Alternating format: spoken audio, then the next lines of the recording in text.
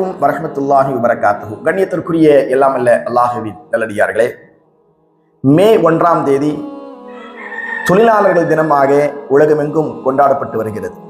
இந்த நேரத்தில் தொழிலாளிகளுக்கு உரிய நேரத்தில் கூலியை கொடுத்துவிட வேண்டும் என்கின்ற ஒரு அற்புதமான செய்தியை நபிகள் நாயகம் ஸல்லல்லாஹு அலைஹி வஸல்லம் அவர்கள் 14 நூற்றாண்டுகளுக்கு முன்னரே இந்த சமூகத்திற்கு சொல்லித் தந்திருக்கிறார்கள்.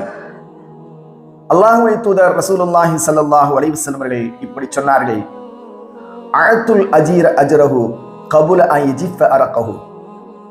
தொழிலாளியின் வியர்வை உலர்வதற்கு முன் அவனுடைய கூலியை நீங்கள் கொடுத்து விடுங்கள் என்றார்கள் அல்லாஹ்வின் தூதர் ரசூலுல்லாஹி ஸல்லல்லாஹு அலைஹி வஸல்லம்.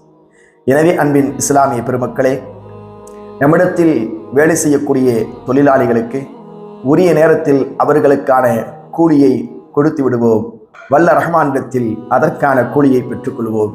அஸ்ஸலாமு அலைக்கும் வரஹ்மத்துல்லாஹி வபரகாத்துஹு.